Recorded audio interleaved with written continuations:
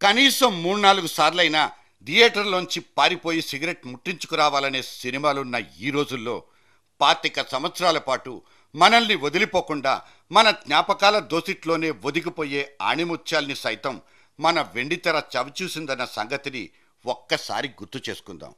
ఇలా గుర్తుకొచ్చిన ప్రతిసారి గుండెల్ని తడివే ఓ మంచి సినిమా ఒకటి నిన్ననే 25 ఏళ్ల పండగ పూర్తి చేసుకుంది.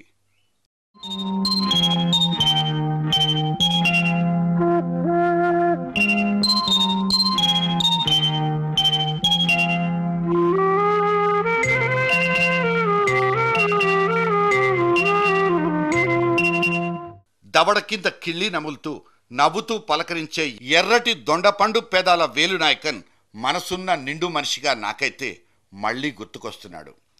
నమస్కారం. నమస్కారం. నమస్కారం. నా తొలిచూరు బిడ్డ తమరే పేరు పెట్టాలి. బాబా కొడుకండి. గణేష్ గణేష్ వీళ్ళు సాక్షాత్తు ఒక డీజీపీఏ న్యాయం కావాలంటూ మాఫియా లీడర్ని ఆశ్రయించడం అంతకు ముందు ఎవ్వడి ఊహకు అందలేదు. ఐజీతో కూడా చెప్పాను. దీనికి సాక్షులున్నారా అని అడిగారు. లేరు. మీకు ఆస్తిపాస్తులున్నాయా అని అడిగారు. అవి లేవు. వాళ్లకు చాలా ధనబలం ఉంది, అధికారం ఉంది. ఈ కేసును క్లామాప్ చేస్తారో అందుకే నోరు మూసుకో అన్నారు. నోరు మూసుకోలేను. నా కూతురే, నేను ఎలా భరించగలను? నా కూతుర్ని చూసినప్పుడంతా నా గుండె పగిలిపోతుంది. బ్రోతల్ హౌస్ నుంచి భార్యను ఎంపిక చేసుకునే హీరోని అంతకు మునుపు ఏ సినిమాలో కూడా చూపించకపోవచ్చు.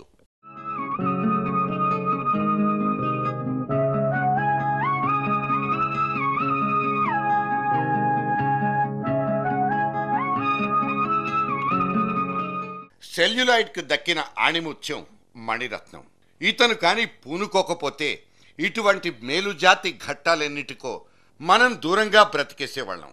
దర్శకుడిగా అతని ఆలోచనలకున్న బలం అటువంటిది. దృశ్యం ఎంత కరుడుగట్టిందైనా సరే దాన్ని చూపించే సహజ సిద్ధమైన నైపుణ్యం దాన్ని సున్నితంగా మార్చేస్తుంది. సెంటిమెంట్ను గుండె లోపలి దాకా జారవిడిచేస్తుంది. మణి లాంగ్వేజ్లో అయితే ఒక సినిమా ఈజ్ ఈక్వల్ టు కొన్ని జీవితాలు, 100 అనుభవాలు, వేల కొద్దీ జ్ఞాపకాలు. బాధ్యతగా తీస్తే సినిమాను జీవితాలతో ముడిపెట్టుకోవచ్చు. కొన్ని తరాల పాటు చెదిరిపోకుండా నిలబెట్టనూ వచ్చు. నీలాల కన్నుల్లో కన్నీటి ముత్యాలు నా చిట్టి తల్లి ఎవరు పుట్టారు, ఎవరు పుట్టారు, ఎవరు పుట్టారు. మామూలు మనిషి నుంచి మాఫియా లీడర్ దాకా ఎదిగిన ఒక లైఫ్ టైం క్యారెక్టర్, దాని చుట్టూ అల్లుకున్నదే ఈ నాయకుడు సినిమా. ప్రతి మలుపులోనూ ఒక్కో కమల్ హాసన్ కనిపిస్తాడు. సినిమా 25 ఏళ్ల పాటు బతికుండడం సంగతేమో గాని సినిమా తెర మీదికి రావడానికి ముందు ఆ తెర వెనుక తను, తన ఫ్రెండ్ సుబ్బు, అదే ఇప్పుడు మనం సెన్సేషనల్ డైరెక్టర్గా పిలుచుకుంటున్న మణిరత్నం, వీళ్ళు పడ్డ కష్టాలన్నీ కమల్కి ఇంకో 25 ఏళ్ళైనా గుర్తుండిపోతాయి. గళ్ళ చొక్కా, మెడ చుట్టూ కర్చీఫ్, బ్యాక్ డ్రాప్లో ఓ అండర్ వరల్డ్. ఇంకా ఎన్నాళ్ళు ఇలా సినిమాను సాగదీస్తాం? ఒక మంచి సినిమా తీద్దామంటూ మణిరత్నాన్ని అద్దెకు తీసుకున్నాడు కమల్. సినిమా అనేది కళ కాదు, జస్ట్ బిజినెస్ అంటూ నమ్మే ముక్తా శ్రీనివాసన్ దీనికి నిర్మాత. ఖర్చు పోను 5 లక్షలు మిగిలితే చాలనుకునే నిర్మాత, బలమైన ఆలోచనలున్నా రాజీ పడ్డమే తెలియని ఓ మంచి దర్శకుడు. వీళ్ళిద్దరి మధ్య తానెంతగా నలిగిపోయాడు. అలా నలిగిపోతూ కూడా సినిమాలోని ప్రతి సన్నివేశంలో ఎలా జీవించగలిగాడంటూ కమల్ ఇవాల్టికి కానీ బయట పెట్టుకోలేదు. షోలే లాంటి యాక్షన్ సినిమాలకు చేసిన సినిమాటోగ్రాఫర్ జిమ్ అలన్ను 12 లక్షలు పోసి బాంబే నుంచి తెప్పించుకుంటే హిందీ సినిమాలు నిన్ను చెడగొట్టేశాయంటూ ముక్తా శ్రీనివాసన్ అతన్ని 3 రోజుల్లో లండన్కు ప్యాకప్ చేసి పారేశాడు. కార్లను దొర్లించడం, బుల్లెట్ తలలోంచి బయటికి పొడుచుకురావడం లాంటి స్టంట్ సీన్లను శక్తివంతంగా చూపించడం ఎలా అన్నది కమల్, మణి ఇద్దరు ఆ 3 రోజుల్లో నేర్చేసుకున్నవే. మేకప్కు పైసలు లేవు. మ్యాగ్నిఫైయింగ్ మిర్రర్ దగ్గర నిలబడి ముసలాడిగా తనకు తాను మేకప్ చేసుకున్నాడు కమల్. కాస్ట్యూమ్స్కు డబ్బులు లేవు. బట్టలన్నీ భార్య సారికతోనే కుట్టించేసుకున్నాడు. కష్టంతో పాటు కసి కూడా పెరిగింది. క్యారెక్టర్ను పండించాలన్న తపన పెరిగింది. అప్పటికే కమల్కు ముసలాడి వేషం వేయడంలో గొప్ప అనుభవం కూడా ఉంది. కానీ సాగర సంగమం, స్వాతిముత్యం సినిమాల్లో కంటే ముసలాడిగా ఇంకా మెరుగ్గా కనిపించాలన్నది మణి ఆశ. అందుకే వెంట్రుకల్ని వెనకదాకా దువ్వుకుని ఆముదం దట్టించి పెట్టుకుని వెరైటీ ముసలాడిగా కనిపించాడు కమల్. పంటి కింద ఏదో ఒకటి సర్జికల్ వస్తువుని బిగించి దవడ పెద్దదిగా చూపించాలన్నాడు. అలా వాచిన దవడతోనే డైలాగ్స్ కూడా. ముసలాడు వాడిని జైలుకు లాక్కెళ్ళి కొట్టి చంపి ఆత్మహత్యం చెప్పాడు చూడు, వాడిని ఆత్మాను నేను ఆపుతాను. తాటాకులు తగరక బ్రేకుల గుడిసెలో బతికే పేదోళ్ళ మధ్య పుల్లిటోస నడిపించాడు చూడు ఒక సేట్ వెధవా, వాడిని ఆత్మాను నేను ఆపుతాను.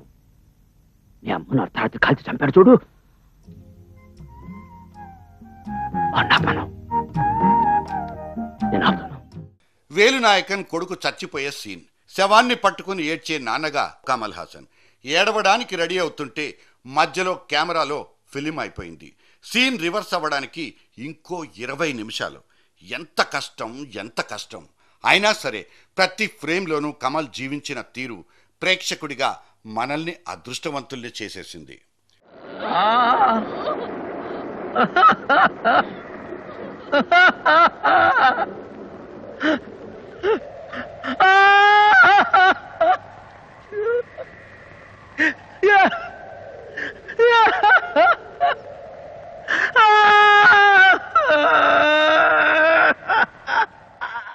మనిషి మంచివాడు, తనను తరుముకొచ్చిన పరిస్థితులు మాత్రమే చెడ్డవి.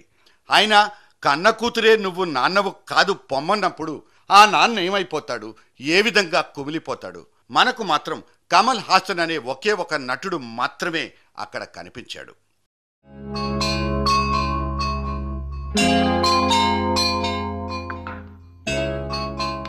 ఏ బిడ్డ మగ పిల్లవాడా? నాన్న ప్లీజ్, నువ్వు వాడిని చూడకూడదు. ఇటువంటి తాతయ్య ఉన్నాడని వాడికి తెలియకూడదు. వెళ్ళిపోనా ప్లీజ్.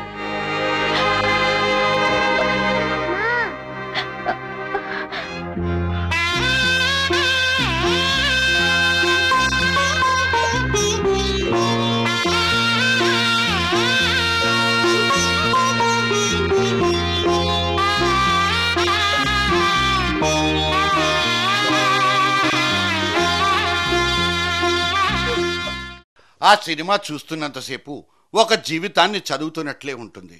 మనిషి బతుకులోని అన్ని దశలు, అన్ని అవతారాలు అందులో కనిపిస్తాయి. మొత్తంగా నాయకుడు సినిమా తర్వాత తలకంతా జెల్ పూసుకుని వెంట్రుకలు పడుకోబెట్టడాన్ని హీరోలు అడాప్ట్ చేసుకుంటే వెలుగు నీడలకు మధ్య రకం లాంటి లైటింగ్తో డిమ్గా కనిపించే సీన్లు కొన్నైనా పెట్టుకోవడం డైరెక్టర్లకు ఒక అలవాటుగా మారిపోయింది. అవార్డుల కోసం కాదు, లాభాల కోసమే సినిమా తీశానంటూ బాహాటంగా చెప్పుకున్న ప్రొడ్యూసర్కు ఈ సినిమా ఏమిచ్చిందో తెలీదు. మంచి సినిమాను ప్రేమించే ప్రేక్షకుడిగా మన గుండెలకింత తృప్తినైతే మిగిల్చిపోయింది. కొన్ని రోజుల పాటు మాత్రమే నిలబడే క్షణికాలు తీయొద్దని, 10 కాలాల పాటు గుర్తుండే సినిమాలు తీయమంటూ బాలచందర్ చెప్పిన మాటను కమల్ హాసన్ నిలబెట్టుకున్నట్లయింది. మీరు మంచివారా చెడ్డవారా?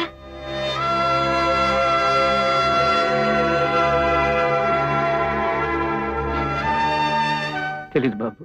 కమల్ తప్పిస్తే ఇంకోడెవ్వడూ చేయలేని పర్ఫార్మెన్స్ అది. సినిమా ఆశాంతం 4-5 మహానటుల కలయికలా కనిపించిన కమల్కు సినిమా టిక్కెట్కు సరిపడా చిల్లర డబ్బులు తప్పిస్తే ఇంకేమీ ఇవ్వలేకపోవటం ప్రేక్షకుడిగా మన దురదృష్టం. కాలం తోడై కదిలాడు, కథగా తానే మిగిలాడు, మరణం లేని నాయకుడు.